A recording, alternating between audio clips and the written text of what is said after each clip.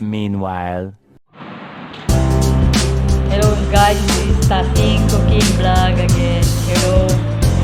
Please kindly subscribe my channel. Please don't forget to like and subscribe my channel. Notification.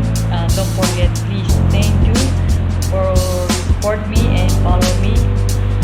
Maraming salamat. I mention my team, Talent, Javier Vlog. Thank you. At least, yun, siya ang tulong sa akin. Thank you. I mention this Talent, Javier Vlog. Thank you for watching. Thank you all. I show you my shortcut cooking. In Bangla name is Nihari beef na buto-buto. In Tagalog, in Filipino, that's I call it nilagang bahang buto-buto. I show you.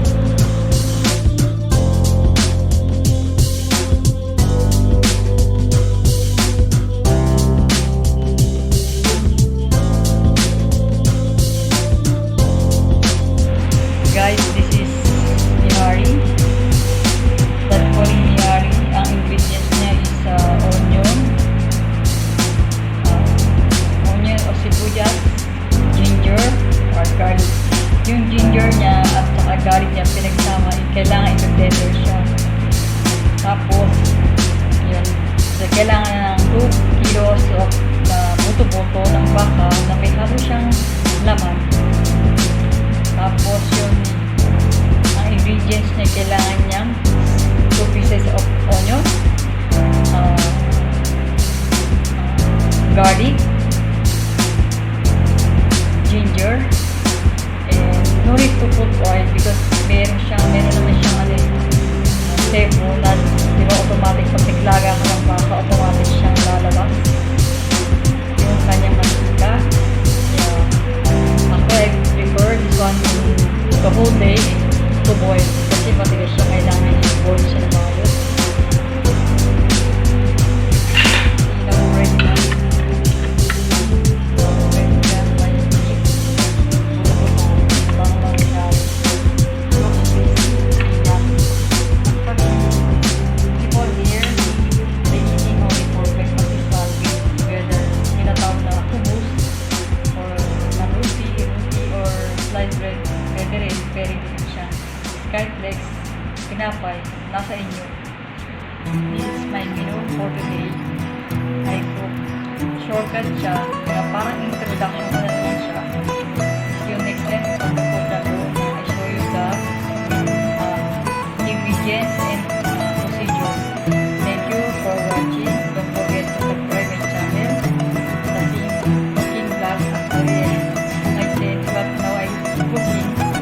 But I'm going also to vlog some my personal, some outside view.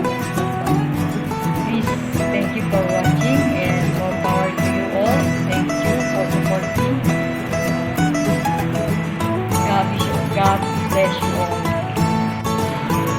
Hello guys, this is nilagang buto-buto. Nilagang baka na buto-buto. Today I cook this one. Tawag ko niyan ay sibuyas, nilagang baka na spices. Maanghang siya, sesame soup, buto-buto, nilagang buto-buto. This is ingredients is onion, garlic, ginger, garlic with the blender.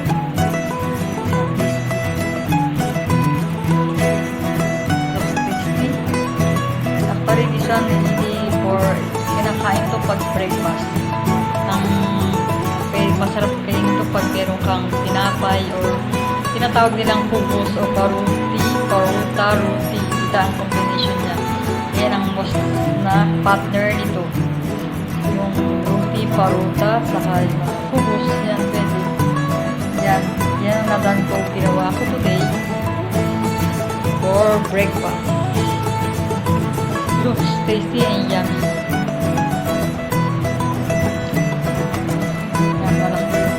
Malaki siya. Alam matigas siya. Actually, I bought this one almost the whole day, 8 hours. Kaya yun. looks masarap, kaya lang oily. Kaya siya oily kasi alam mo yung sebo nung nung baka, yun ang mismo ang lumabas yung kanyang sebo. Kaya yun, pag natiyo siya, para siyang puti-puti.